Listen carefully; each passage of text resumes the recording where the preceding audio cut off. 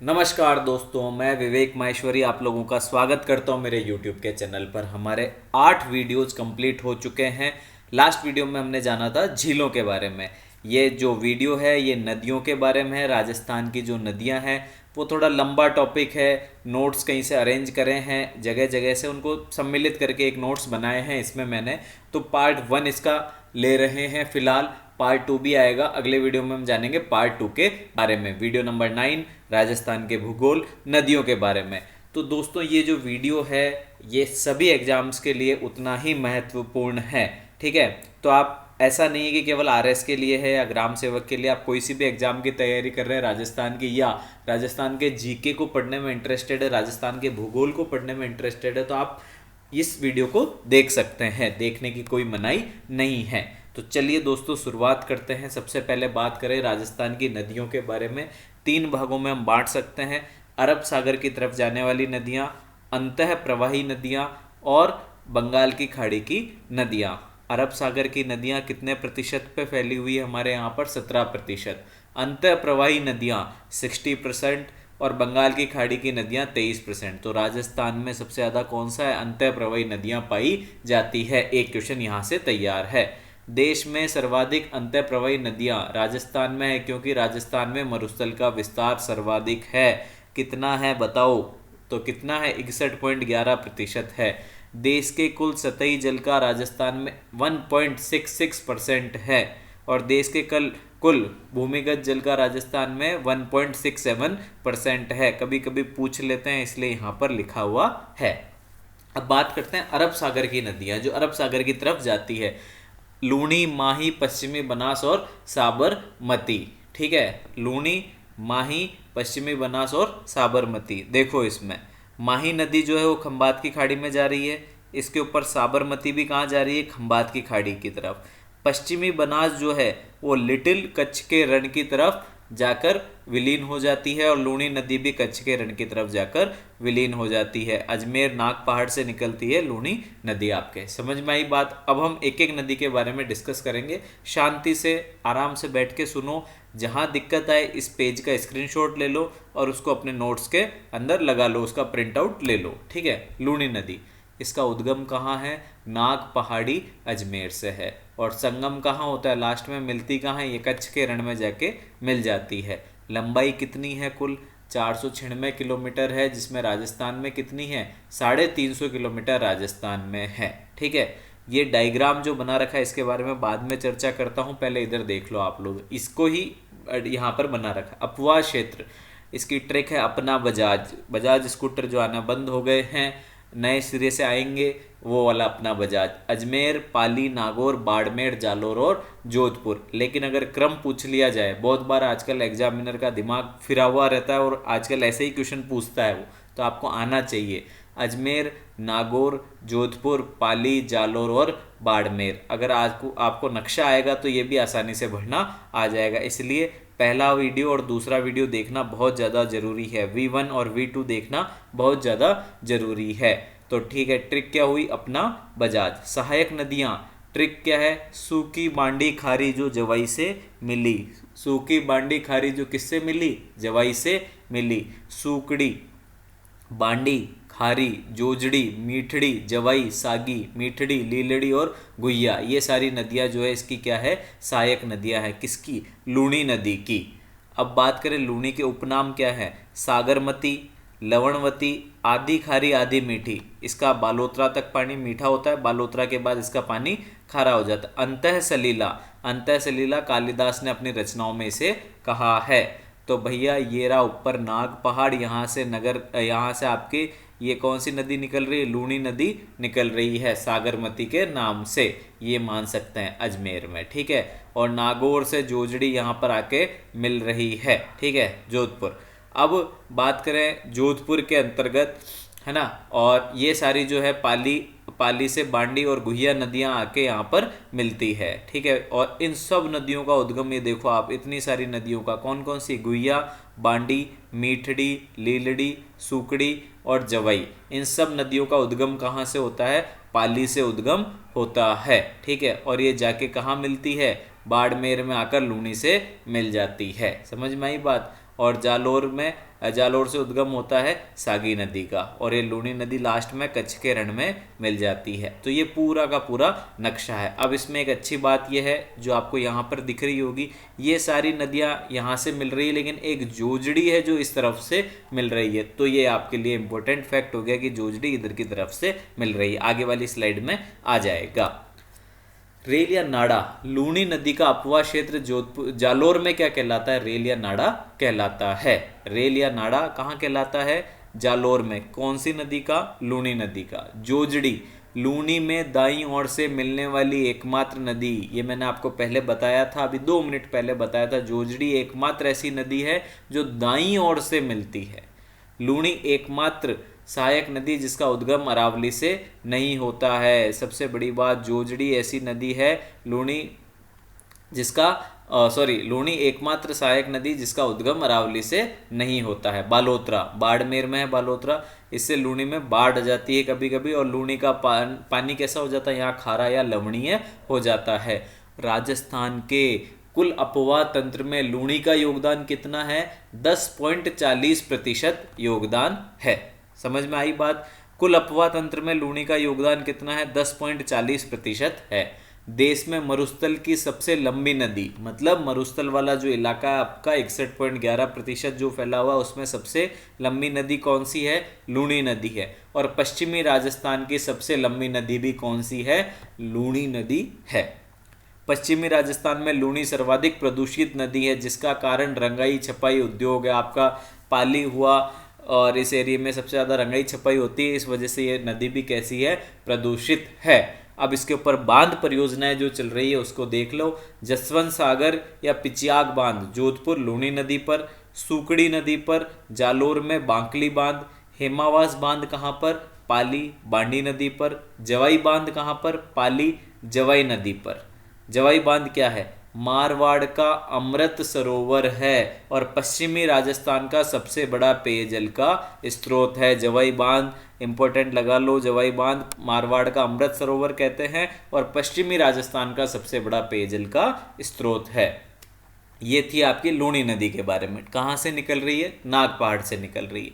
अब माही नदी, माही नदी का उद्गम कहाँ से हो रहा है? मेहद झील से हो रहा है। अमरेरू पहाड़ी विंध्याचल मध्य प्रदेश में यहाँ से उद्गम हो रहा है। और संगम मिलती कहाँ पर है? लास्ट में खंबात की खाड़ी में गिरती गुजरात के अंतर्गत। कुल कितनी है?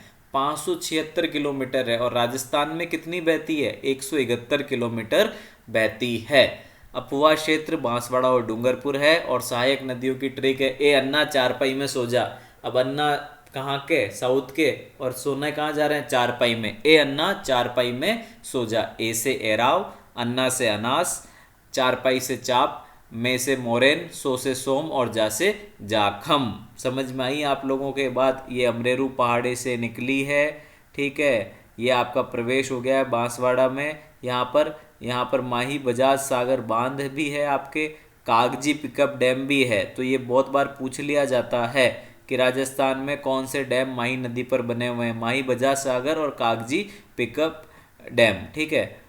और ये भंवर माता, छोटी सादड़ी, ये जाखम नदी यहाँ से निकलती है और कहाँ जाके मिलती है? ये मिल जाती है आपके किसमें? माही नदी में। समझ गए बात को, ठीक है। और इधर उदयपुर से सोम नदी आती है, तो सोम आ गई, माही आ गई और जाखम आ गई। तो ये कौन सा बन गया? नवा टापरा के यहाँ पर त्रिवेणी संगम बन गया। बेनेश्वर धाम यहाँ पर बन गया। और इसके ऊपर एक बांध और है, कडाना बांध, जो कि गुजरात में है। अब देखो ये कर्क रेखा यहाँ से गुजर रही है ना, ये कृत्रिम रेखा जो मैं गुजार रहा हूँ यहाँ से, इसको ये नदी 2 भागों में बांटती है। समझ में आई बात? एक तो सोम नदी, एक जाखम नदी और माही नदी, जहाँ पर मिलते हैं वो बेनेश्वर धाम कहलाता है, ठीक है। आगे उपनाम क्या है? आदिवासियों की गंगा, बागड़ की गंगा, कांठल की गंगा, कांठल यानी प्रतापगढ़, और दक्षिणी राजस्थान की स्वर्ण रेखा इसको कहा जाता है। बहुत बार नाम पूछ लिए जाते हैं। त्रिवेणी संगम, बेनेश्वर धाम, नवा टापरा गांव डूंगरपुर, ठीक है। ये बहुत बार पूछा गया है नवा टापरा गांव के बारे में। सोम माही जाखम नदियों के संगम पर है ये। माघ पूर्णिमा को मेले का आयोजन होता है, जिसे आदिवासियों का कुंभ भी कहा जाता है, जिसमें सर्वाधिक जाने वाली जनजाति कौन सी है? भील जनजाति है। ठीक है, अब आप भीलों के बारे में कब कहाँ पढ़ेंगे, मेलों के बारे में कहाँ पढ़ेंगे, और ये जो पूर्णिमा को जो त्यौहार मनाए जाते हैं इसके बारे में कहाँ पढ़ेंगे? आर्ट एंड कल्चर में सबसे ज़्यादा पढ़ेंगे। सुजलाम सुफलाम योजना परियोजना माही की सफाई के लिए चलाया गया कार्यक्रम क्या कहलाता है? सुजलाम सुफलाम परियोजना कहलाता है। राजस्थान के दक्षिण से प्रवेश कर पश्चिम की ओर बहने वाली नदी, ये बहुत इंपॉर्टेंट है, दक्षिण की ओर से प्रवेश कर रही है और पश्चिम की तरफ बहती है, एकमात्र नदी ऐसी है माही नदी। और ये मैंने आप लोगों को बताया था, यह नदी कर्क रेखा को कितनी बार? 2 बार काटती है। तो ये फैक्ट भी आपके क्या हो गया? काम का हो गया है। पश्चिमी बनास, इसका उद्गम कहाँ है? नया सानवरा गांव सिरोही से इसका उद्गम है, और इसका संगम कहाँ पर हो जाता है? लिटिल कच्छ के रण पे ये जाके मिल जाती है। इसकी सहायक नदियाँ कुकड़ी, सीपू या सूकली है। ठीक है, तो ये बहुत छोटी नदी है। पहली चीज़, ये उद्गम कहाँ है? नया सानवरा गांव सिरोही। संगम कहाँ है? लिटिल कच्छ के रण में। सूकड़ी, सीपू, सूकली नदी इसकी सहायक नदियां हैं। ये नीचे डायग्राम आपके दे रहा है, और ये विलीन कहाँ हो जाती? कच्छ के रण में हो जाती है। ठीक है, साबरमती नदी बहुत इंपॉर्टेंट नदी है, क्योंकि अहमदाबाद, साबरमती खुद और गांधीनगर ऐसे बड़े बड़े जो गुजरात के शहर हैं वो इस नदी के इस नदी के तट पर स्थित है। उद्गम कहाँ हो रहा है? अरावली की पहाड़ियों से इसका उद्गम हो रहा है उदयपुर में। ठीक है, और संगम कहाँ हो रहा है? खंबात की खाड़ी गुजरात में हो रहा है। लंबाई कितनी है? 416 किलोमीटर है, और राजस्थान में मात्र कितनी है? 45 किलोमीटर है। वैसे हमें मावा चाहिए, क्या है ये? ट्रिक है, किसकी? इसकी सहायक नदियों के याद करने की। ठीक है, वे से है वैतरक, से सेई, है से हथमती, माँ से मानसी और माजम, और वा से वांकट। तो ये है इसकी सहायक नदियाँ, वैतरक, सेई, हथमती, मानसी, माजम और वांकट। अब इसके इंपॉर्टेंट नोट, राजस्थान की वह मुख्य नदी जिसका अपवा क्षेत्र गुजरात में है, अपवा क्षेत्र गुजरात में है, साबरमती नदी है। साबरमती के किनारे प्रमुख शहर कौन कौन से? अहमदाबाद और गांधीनगर ऐसे शहर हैं जो किसके किनारे हैं? साबरमती नदी के किनारे हैं। जल सुरंग, वाटर टनल, सही जल सुरंग योजना पाली में, यह राजस्थान की पहली जल सुरंग है। उदयपुर से जब आप पाली चलते हैं तब आती है, और जवाई बांध में इससे क्या होती? जलापूर्ति होती है। समझ गए बात को? और मानसी वाकल ये उदयपुर में है। देवास परियोजना, मोहनलाल सुखाड़िया परियोजना को जलापूर्ति इसमें होती है, और राजस्थान की सबसे लंबी जल सुरंग है, 11.2 किलोमीटर ये फैली हुई है। ठीक है, ये थी आपकी कौन सी नदियों के बारे में जानकारी? ये थी आपके अरब सागर की ओर जाने वाली नदियों के बारे में जानकारी। अब हम देखते हैं राजस्थान की अंतः प्रवाही नदियाँ, जो कि आपने पढ़ा था कि 60% कौन सी अंतः प्रवाही नदियाँ हैं। घग्गर नदी, इसका उद्गम कहाँ से होता है?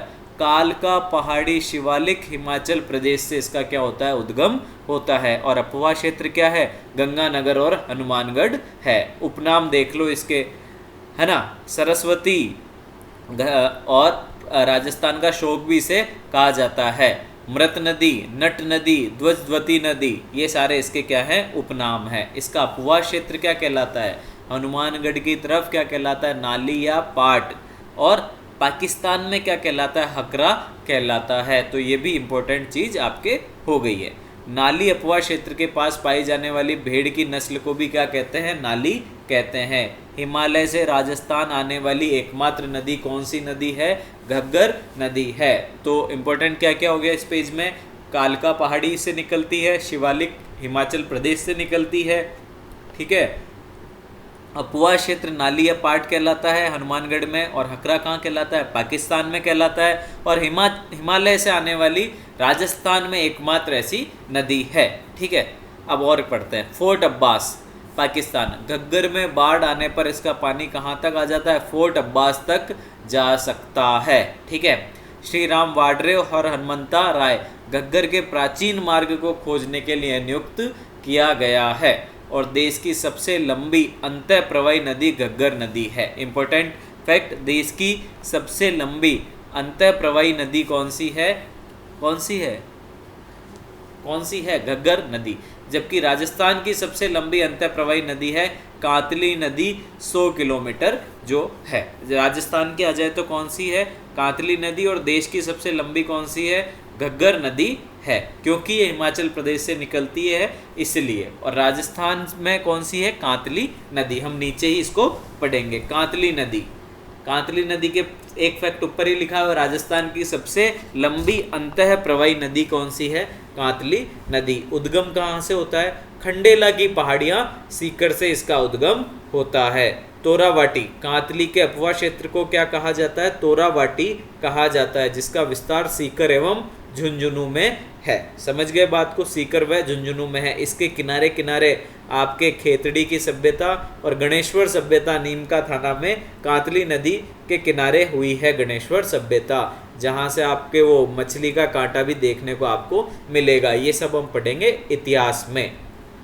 बाणगंगा नदी, उद्गम बैराट की पहाड़ी, बीजक की पहाड़ी, बैराट की पहाड़ी, वही बैराट पहाड़ी, ठीक है। बौद्ध धर्म के अवशेष और मौर्यकालीन सभ्यता यहाँ पर मिली है। 2 बांध, एक तो रामगढ़ बांध जयपुर में, एक अजान बांध भरतपुर में, और फिर ये यमुना में जाकर मिल जाती है। अजान बांध से क्या होता है, केवलादेव घना पक्षी विहार को जलापूर्ति होती है। और इसके उपनाम क्या है, अर्जुन की गंगा और ताला नदी। रुंडित नदी क्या है, वह नदी जो मुख्य नदी में गिरने से पहले ही समाप्त हो जाती है। समझ गए बात को आप, तो ये बाणगंगा नदी है, ठीक है। आगे बढ़े हम लोग। साबी नदी, सेवर की पहाड़ी जयपुर से ये निकलती है नदी। कहाँ से, सेवर की पहाड़ी जयपुर से, ठीक है। यहाँ इस नदी के किनारे कौन सी सभ्यता, जोधपुरा सभ्यता। जोधपुरा सभ्यता जोधपुर नहीं है, जयपुर है, जो कि हाथी दांत के लिए प्रसिद्ध है। नोट पढ़ लेते हैं। राजस्थान से हरियाणा के गुड़गांव में विलीन होने वाली नदी कौन सी है, साबी नदी है। इंपॉर्टेंट, राजस्थान से हरियाणा के गुड़गांव में विलीन होने वाली नदी कौन सी है, साबी नदी है।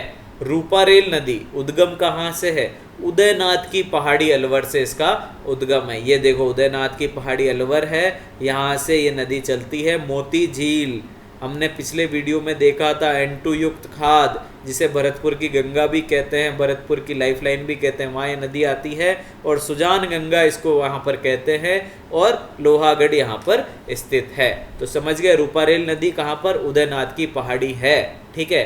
अब बात करें मोती झील, इसे भरतपुर की जीवन रेखा भी कहा जाता है। सुजान गंगा, यह एक लिंक का चैनल है जो मोती झील व लोहागढ़ को जोड़ती है। ये एक लिंक है बीच में, सुजान गंगा, जो किसको जोड़ती है, मोती झील व लोहागढ़ को जोड़ती है। वराह नदी, रूपारेल नदी को कहा जाता है। पूर्वी अंतःस्थलीय नदी कौन सी है, रूपारेल नदी है। कांकड़िया कांकणेय नदी, स्थानीय नाम क्या है इसका, मसूरदी नदी, ठीक है। उद्गम कहाँ से, कोठारी गांव जैसलमेर से है। और बुद्ध झील, जैसलमेर में काकनी नदी पर मीठे पानी की झील है, वो बुद्ध झील कहलाती है आपकी। समझ गए बात को। अन्य अंतः प्रवाही नदियां कौन सी है, देखो खंडेला नदी है, मनोहरपुरा है, खारी है, रूपनगर है, ठीक है। और साबर में सर्वाधिक नमक विक्षेपित करने वाली नदी है आपकी मेंथा नदी है। समझ गए आप लोग बात को। सांबर जो झील है वो बेसिकली जयपुर में है, अजमेर और नागौर तक फैली हुई है, थोड़ी लंबी है, 36 किलोमीटर ये फैली हुई है, जिसमें अलग अलग जगह से आकर नदियाँ गिरती है आपकी, ठीक है। ये हमने पढ़ लिया था झीलों में। तो दोस्तों ये थी आपकी जानकारी किस किस के बारे में। एक तो अरब सागर की नदियाँ, ठीक है, और एक है आपकी जानकारी कौन सी, जो नदियाँ अंतः प्रवाही नदियाँ हैं उसके बारे में। अब हम बाकी की जो नदियाँ बची वो अगले पार्ट में पढ़ेंगे। जब तक के लिए जय श्री राम, जय हिंद, जय भारत।